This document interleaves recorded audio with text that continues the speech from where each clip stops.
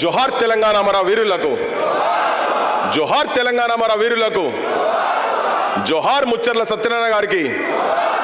జై తెలంగాణ, జై తెలంగాణ.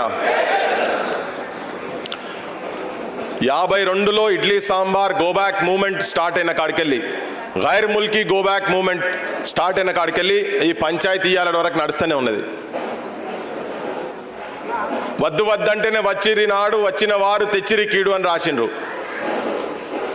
వద్దని తిరగబడ్డప్పుడు 54, 55లో ఫజల్ అలీ కమిషన్ వచ్చినప్పుడు వ్యతిరేకించి మొట్టమొదడు నినదించిన గొంతులు ఇవాళ ఈ వేదిక మీద ఉన్నటువంటి చాలామందికి కూడా అంత డీప్గా తెలిసి ఉంటుందని నేనైతే అనుకుంటలేను. తెలిసి ఉన్నది కావచ్చు కానీ అంత డీప్గా నాకు మా ఎన్ శంకర్ అన్న ఈ సినిమాలు వాళ్ళ స్టోరీల మీద బాగా పరిశోధన చేస్తూ ఉంటారు కదా, తన కూడా విన్న తర్వాత కూడా నాకు మాట్లాడినప్పుడు నాన్న గురించి పెద్ద తెలియదు అనిపించింది, ముచ్చరత్న గారి గురించి తెలియదు అనిపించింది. నేను ఈ చరిత్రను, అసలు చరిత్రను ఇంతకుముందు చెప్పిండు కదా, వేటగాడు రాసిన చరిత్రలు అయితే అని చెప్పి, దీని గురించి మాట్లాడే క్రమంలో నాకు మొట్టమొదలు బాగా అంటే ఈ పుస్తకము దీనికి సంబంధించినటువంటిది కావచ్చు, ఇదంతా కావచ్చు. నాగరాజ్తో పాటు నేను కృష్ణ మేము ఊకే మాట్లాడుకున్న టైంలో పుస్తకం తీసుకొచ్చినప్పుడు నాకు కూడా ఇంత లోతుగా తెలియదు. కొన్ని అయితే ఉపన్యాసాలు మా రవీంద్ర అన్న కూర్చున్నాడు, ఆయన చెప్తున్నాడు వేదికల మీద ఉంటే ఎట్లా మాట్లాడేస్తాను అనేది. తిరుమలరావు సార్ కావచ్చు, మా గూడూరు మనోజ్ అక్క కావచ్చు, వాళ్ళ నాన్న ఈ వేదిక మీద సామాన్యుల మన మనుషులు కూర్చోలే, వీళ్ళంతా చాలా పెద్దోళ్ళు. చాలామంది అన్నారు నన్ను ఇంకా మంత్రులను, కేంద్ర మంత్రులను, ముఖ్యమంత్రి స్థాయిలను పిలువుని అని చెప్పని చాలామంది అన్నారు. కానీ నాకు బాగా ఆలోచించినాక అసలు తెలంగాణకు వాళ్ళు కాదు ఇటువంటి వాళ్ళ మాటలు కావాలనిపించింది నాకు.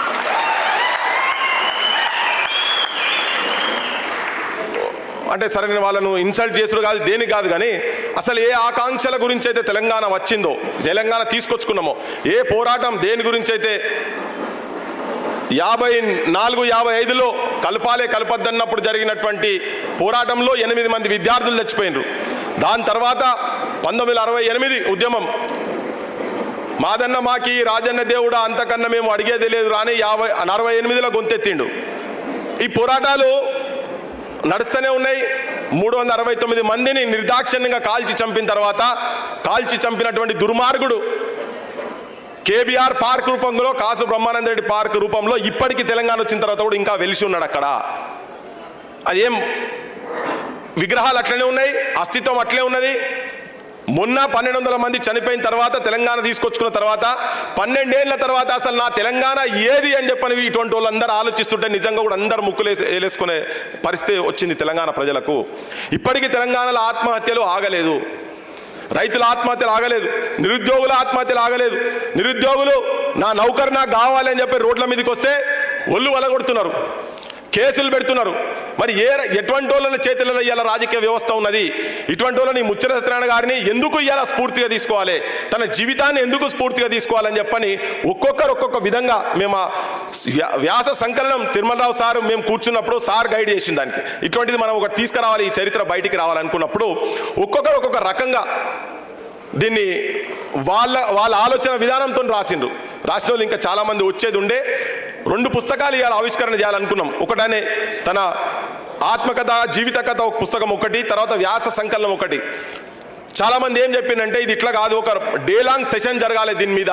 తన చరిత్ర అంటేనే తెలంగాణ చరిత్ర అనేది మాకు అనిపిస్తున్నది కనుక రాసిన వాళ్ళు అట్నే రాసిండ్రు. కనుక దీనికి ఇంకా విస్తృతంగా దీని మీద చర్చ జరిగి అందరినీ చాలామందిని ఇక్కడ పిలిచి మాట్లాడిపియాలని చెప్పని అనుకున్నటువంటి సందర్భంలో ఆ పుస్తకాన్ని ఇంకొక 15-20 రోజుల్లో, నెల రోజుల లోపల ఇంకా కొంతమంది కూడా ఆర్టికల్స్ రాస్తాను అనుకున్న సందర్భంలో ఆ ఒక్కటి అలా జరుగుతలేదు.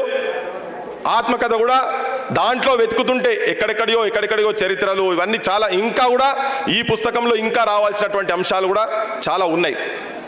ఇవాళ అందరికీ తెలంగాణ యువతరం తరఫున కావచ్చు, నిరుద్యోగుల తరఫున కావచ్చు, భవిష్యత్ తెలంగాణ నిర్మాణం చేయాలనుకునేటువంటి ఆలోచన ఉన్నటువంటి అన్ని సంఘాలకు కావచ్చు, అందరికీ ఈ సభ నుంచి ఇది ఆలస్యంగా స్టార్ట్ అయింది. నేను 2 గంటల గట్టి బస్సులో మొదలు పెట్టుకోవాలనుకుంటే ఇంతకుముందు గవర్నర్ మీటింగ్ ఉండి చాలామంది వచ్చి చాలామంది వెళ్ళిపోయారు. 4-5 గంటల వరకే ఉండిపోవాలనుకున్న తర్వాత ఇక మేము టీవీలలో చూస్తామన్నా అని చెప్పి దూరంకెళ్ళి వచ్చిన వాళ్ళందరూ చాలామంది వెళ్ళిపోయారు, వాలంటరీగా వచ్చిన వాళ్ళందరికీ ఇవాళ వీళ్ళ మాటలు అన్ని ఛానళ్ళలో దాదాపుగా మా రఘునడీడా సీన్ ఉన్నాడు, అన్ని ఛానళ్ళలో యూట్యూబర్స్ కావచ్చు, మెయిన్ ఛానళ్ళు కూడా ఉన్నారు.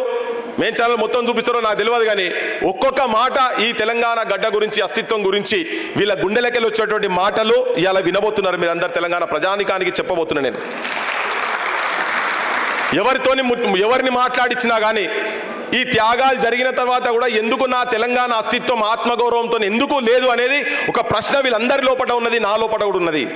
ఒక సంఘర్షణ, ఒక ఆవేదన, ఒక ఆందోళన.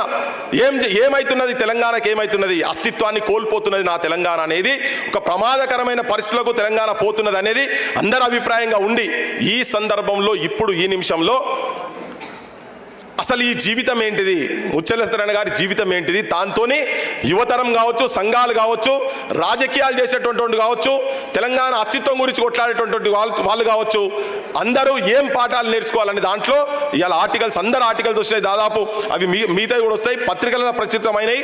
దాదాపు 12 ఆర్టికల్స్ ఉన్నాయి. ఒక్కొక్కరు ఒక్కొక్క కోణంలో చూసారు, ఒక్కొక్క కోణంలో.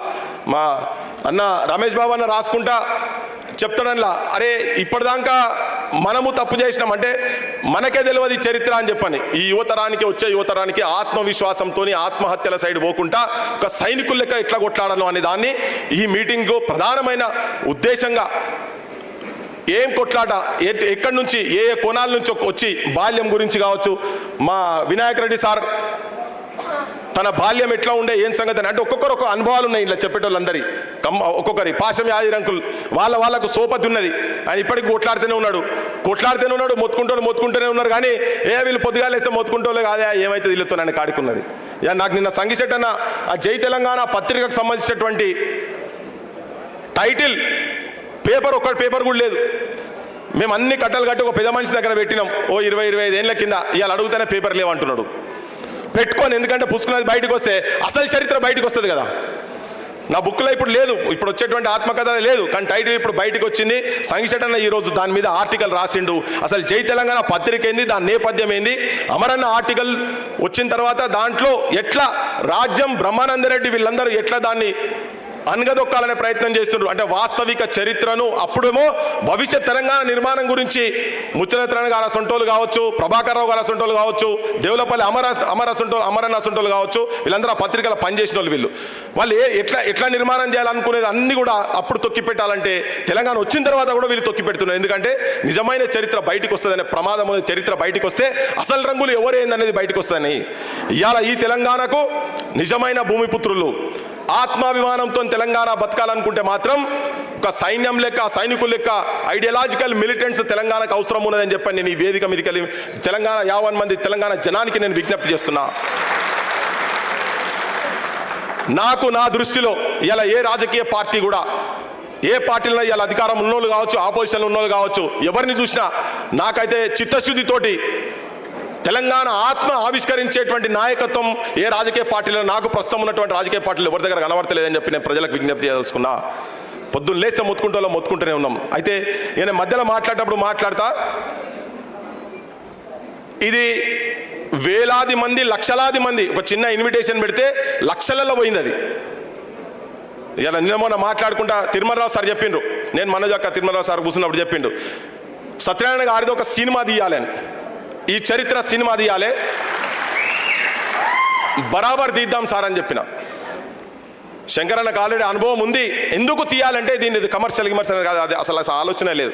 ఒక పత్రిక రాజ్యానికి వ్యతిరేకంగా ఒక వాయిస్ రావాలని చెప్పని కొట్లాడినప్పుడు వారానికి, ఆ కాలంలో 1970 కాలంలో వారానికి ఒక సంచికి వస్తే దాని గురించి పైసలకు నానా తంటలు పడ్డాడు. ఆ పైసలు కనుక దగ్గర పెట్టుకునేది ఉంటే ఇవాళ ఒక సగం హైదరాబాద్ కొనుక్కుని కావచ్చు అని తన. కానీ అంతా అంటే ఎన్నో సాక్రిఫైస్ ఇవాళ తెలంగాణలో నక్సల్ ఉద్యమాలలో కావచ్చు, తుపాకులు పట్టుకొని, బాంబులు పట్టుకొని ప్రజా సమస్యల గురించి ప్రజల పక్షాన అడవిలో తిరిగినటువంటి త్యాగాలు కావచ్చు, ఇలా డైరెక్ట్ తెలంగాణ ఉద్యమంలో కావచ్చు, చాలామంది దెబ్బలు తిన్నోళ్ళు, జైళ్ళ పాలైనోళ్ళు, నెలలు సంవత్సరాలు వాళ్ళ జీవితాలు తెలంగాణ గురించి అర్పించినా కానీ మళ్ళీ లాస్ట్కి వచ్చే వరకు పెద్ద క్వశ్చన్ మార్కు. ఇక్కడ మొత్తం ఆంధ్ర ఆధిపత్యాలకు సంబంధించినటువంటి, ఆంధ్ర పెట్టుబడిదారు వర్గాల చేతులలో ఉన్నటువంటి రాజకీయ వ్యవస్థ అన్ని రాజకీయ పార్టీలలో ఉంటుంది. కాబట్టినే ఇవాళ ఈ మీటింగ్ తెలంగాణ ప్రజలకు ఒక దిక్సూచి లెక్క ఉండాల్సిన అవసరం ఉన్నది కనుక చెప్పదలుచుకున్నాం. 54లో రాసిండు, తెలంగాణ సోదరా తేల్చుకో నీ బ్రతుకు మోసపోతివ నీవు గోసపడతావు అని.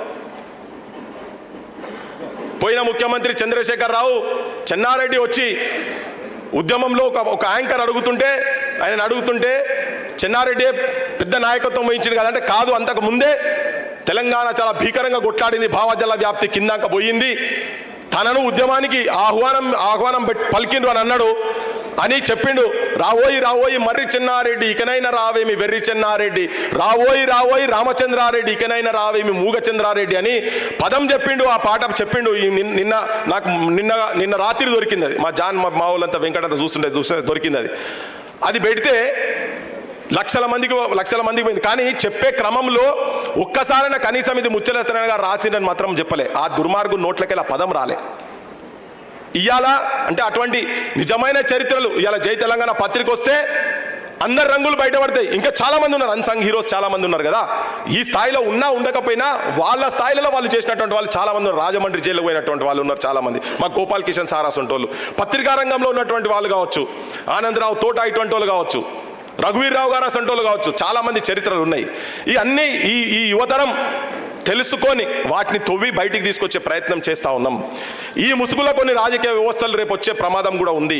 నేను ఒకటే యువకులకు విద్యార్థులకు ఒక్కొక్క మాట ఆలస్యమైనా పర్వాలేదు, మనకు 3 గంటలు లేట్ ఇచ్చిండ్రు వీళ్ళు, ఒక్కొక్క మాట 3 గంటలు దాటినాక కూడా మనం మాట్లాడుకుందాం. లైవ్లో చాలా మంది చూస్తున్నారు, రికార్డ్ అవుతుంది.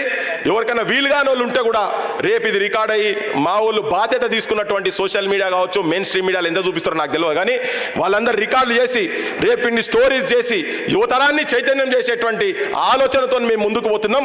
దానికే ముఖ్యంగా ముందు వరుసలో ఉండి మా రఘు కావచ్చు, మా కాలేజీ శ్రీన్ కావచ్చు, నాగేష్ కావచ్చు, రాకేష్ కావచ్చు, చాలా మంది ఉన్నారు, నవీన్, వీళ్ళందరూ ఉన్నారు. ఆ పిల్లలందరూ యంగ్స్టర్స్ చాలా మంది ఉన్నారు. నేను ఇంకా ఈ మీటింగ్లో చాలా మంది యువతరంతో మాట్లాడిపిద్దాం అనుకున్నా, కానీ ఒక 3 గంటల ఆలస్యం అయింది. ప్రతి మాట రికార్డ్ అవుతుంది, ప్రతి మాట తెలంగాణ పల్లెలకు పోతుంది, తీసుకుపోతాం, ఇన్స్పిరేషన్ చేస్తాం. నిజమైన తెలంగాణ ఎట్లా ఉంటుంది, ఇన్ని త్యాగాల తర్వాత కంటిన్యూస్గా తెలంగాణ ఎందుకు మోసానికి గురవుతున్నది అనే అంశాల మీద చెప్పేటోళ్ళందరూ కూడా చెప్తారు. ప్రతి మాట రికార్డ్ అవుతుంది, ప్రతి మాట పల్లెలు తీసుకుపోతాం. రేపు భవిష్యత్ తెలంగాణ రాజకీయాలను నిర్మించే ఆలోచనతోటి మేము ముందు పడుతున్నాం. ఏదేదో సామాన్యమైన సభ కాదు ఇది. బరాబర్ ఇప్పటి వరకు తెలంగాణ వచ్చిన తర్వాత తెలంగాణ గుండె నిండా ఉన్నటువంటి నాయకత్వం, రాజకీయ నాయకత్వం తెలంగాణలో లేదు కనుక ఇవాళ ఇటువంటి వాళ్ళ ఒక్కొక్క మాటలు, ఒక్కొక్క రాతలు పల్లెల్లో తీసుకుపోయి, నేను కూడా ఇటువంటి వాళ్ళ మాటలు రాతలు ఇనే పెరిగినోని. నేను ఊకే చెప్తుంటా, అల్లం నారాయణ గారు కావచ్చు, మా జయదిర్ తిరుమలరావు సార్ కావచ్చు, సరే కొంతమంది అటు ఇటు పోయి ఉంటారు వేరే విషయం, కానీ వీళ్ళ మాటలు వీళ్ళు రాసిన పాశమంకులు అయితే ముఖ్యంగా తన చాలా మామూలుగా రాయడు, ఇప్పుడు రాస్తలేడు. అది కూడా తెలంగాణకు మోసమే, తన చేస్తున్నది మోసం. రాస్తలేడు, నిజమైన చరిత్ర రాస్తాడు, మొత్తం తెలుసు తనకు. రాయాలి, తన కూడా రాయాలి. పాశమంకులు మీరు రాయాలంటే ఎవరైందనేది కూడా రాయాలి. తన కలం పెడతలేడు, మాట్లాడుతున్నాడు. కానీ మాట్లాడితే రాస్తే అది వేరే తిరగబోతుంది, జనానికి వేరే తిరగబోతుంది. ఇవన్నీ వీళ్ళ రాతలు.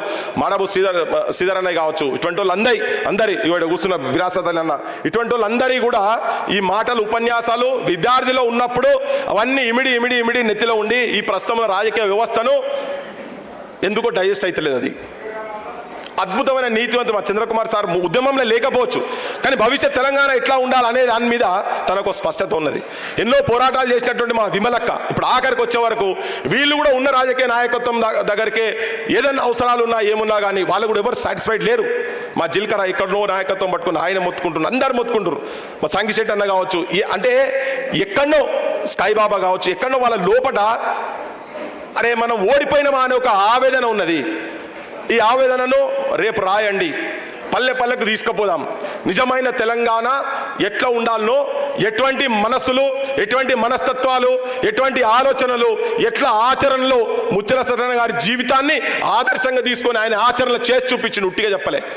మేధావి అంటే ఎట్లా ఉండాలంటే తన చెప్పింది బుద్ధుడు చెప్తాడు. ఊకే మా పాశవంకులు ఎప్పటికి చెప్తా ఉంటాడు ఆ విషయం. ఆచరణ ఉండాలి, ఆచరణ లేని ఉట్టి కథలు చెప్తే నడవదు. ఆచరణాత్మకంగా ఏది చేసినా కానీ ఆచరణలో ఉండాలి. ఉట్టిగా కూర్చొని నువ్వు రాస్తే కాదు, రాసి పెట్టుకుంటే కాదు. ఈ ఆచరణలో ముచ్చల సత్యనారాయణ గారి జీవితం ఒక ఆదర్శవంతమైన జీవితం, ధైర్య సాహసాలతోని. ఇవాళ చాలా మంది మంత్రి మండలిలో ఉండి కూడా ఎవరేం బయట మాట్లాడే పరిస్థితి లేదు. కానీ ఎప్పుడు కూడా అది ఆంధ్ర ముఖ్యమంత్రులు కావచ్చు, ఆంధ్రప్రదేశ్ ముఖ్యమంత్రులు కావచ్చు, తెలంగాణ రాష్ట్ర ముఖ్యమంత్రులు కావచ్చు. అంటే ఏదో కోపానికి వచ్చి ఇవాళ బూతులు మాట్లాడుకుంటూ అట్లా కాదు, ఒక ఆలోచన పరతోటి తెలంగాణ నా ఇల్లు తెలంగాణ అనుకునేటువంటి ఆలోచన ముచ్చరత్న గారికి ఉండే. ఆ ఆలోచన రాజకీయ వ్యవస్థలో ఉన్నటువంటి వాళ్ళకి కావచ్చు, రేపు భవిష్యత్తులో రాజకీయ వ్యవస్థలో ఉండేటువంటి వాళ్ళు ఇది నా తెలంగాణ అని కనుక అనుకునేది ఉంటే ఈ తెలంగాణ బాగుపడుతుంది, తెలంగాణ ఒక ఇల్లుగా నిలబడుతుంది, లేకుంటే వల్లకాడైతున్న తెలంగాణ అని చెప్పదలుచుకున్నా. ఆ ఆలోచన గుండెల నిండా ఉన్నటువంటి వాళ్ళే ఈ వేదికల మీద ఉన్నారు. కొంతమంది వేరే పార్టీలకు పోవచ్చు, అటు పోవచ్చు ఇటు పోవచ్చు ఇదంతా, కానీ వాళ్ళ లోపల ఒక బాధ కూడా ఉంది. వీళ్ళందరూ ఏదో రాజకీయాలలో ఏదో కావాలనుకుని అయితే పోలే.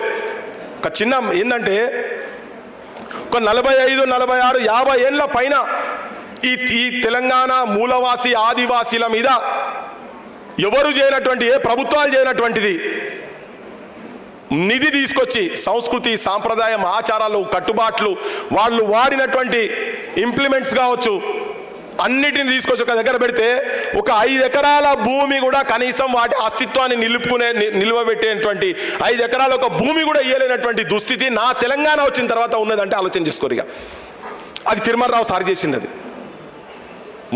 మొత్తుకుంటుంటే ఇది తెలంగాణ ఇట్లున్నది. కుటుంబాల దిక్కు చూసేది ఏం లేదు. నేను రాజకీయ ఉపన్యాసం గురించి కాదు నేను చెప్పేది, నేను వాస్తవాలు చెప్తున్నా. దానికి తోడున్న మనోజక్క కావచ్చు, ఇటువంటి వాళ్ళందరూ ఎక్కడ కూడా అంటే ఏదో కంపెనీలకట ఫ్యూచర్ సిటీ అట ఇంకేదో గత 10 సంవత్సరాల్లో జరగలేదు, ఇప్పుడు జరుగుతలేదు. ఇది తెలంగాణకి అవమానం అని చెప్తున్నా. అందుకే నిజమైన చరిత్రను తొక్కి పెడుతున్నారు. అది కనుక మ్యూజియం ఉండేది ఉంటే దాని వెనుక చరిత్ర మొత్తం ఎవరెవరు ఫెయిల్యూర్స్ ఉన్నాయి ఎక్కడున్నాయో దానికి ఉంటుంది. ఇటువంటి వాళ్ళ చరిత్రలు కూడా రేపు భవిష్యత్ తెలంగాణ యువతరం జాగ్రత్త, తస్మాత్ జాగ్రత్త. తెలంగాణ ఖతమైపోతున్నది, అస్తిత్వం పోతుంది. మొత్తుకుంటారు మీటింగ్లు పెట్టి తెలంగాణ యూనియన్ టెరిటరీ చేయదలుచుకున్నారు మొత్తం అని చెప్పని మీటింగ్లు పెట్టి మా వినాయక్ సారు చాలామంది వీళ్ళు ఇంకా పరిశోధన చేసి రాస్తా ఉన్నారంతా. ప్రతి ఒక్క అంశాన్ని జాగ్రత్తగా తెలంగాణ యువతరం గమనించాలి.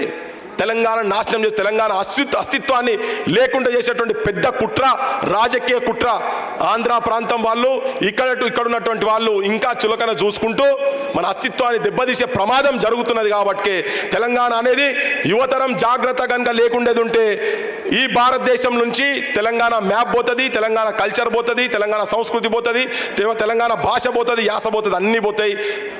ఎన్ శంకర్ అన్నకు నీకు భూమి ఇచ్చినారే, నీ భూమి వచ్చిందా? రాలే, ఉట్టిగా చెప్తుండు. అదంతా ఏదో పంచాయతీలో భూమి ఇచ్చిరట. ఊరేమ్మా ఎక్కడెక్కడోళ్ళకో సినిమా వాళ్ళకి ఇచ్చిరుగా, మరి 10 ఎకరాలు ఒక 1000 కోట్లు వేసి ఇటువంటి వాళ్ళతో ఒక కమిటీ 10 ఏళ్ళ నుంచి వేయలేదు, ఈ గవర్నమెంట్ కూడా వేయలేదు. 1000 కోట్లు ఇస్తే తెలంగాణను ప్రపంచ స్థాయిలో నిలబెట్టగలిగేటువంటి ఆలోచన, ఆ మేధస్సు ఉన్నది. ఆ సినిమాలు తీసే సత్తా వెనక కూర్చున్న కళాకారులకు చాలా మందికి ఉన్నది. ఒక్కొక్కరు బాంబులు లెక్క అంటే జనాలను బాంబులు లెక్క తయారు చేసేటువంటి సాహిత్యం ఉన్నటువంటి వాళ్ళు ముత్యాల గారి వారసులు చాలా మంది ఇక్కడ ఉన్నారు. ఇవన్నిటికీ ఎవరికి కూడా ప్రస్తుతం ఉన్న రాజకీయ నాయకత్వానికి పట్టి లేదు. ఇది దాని గురించి ఆ వాస్తవాలు తెలుసుకుంటందుకే ఇవాళ ఈ సభ పెట్టినాం. నేను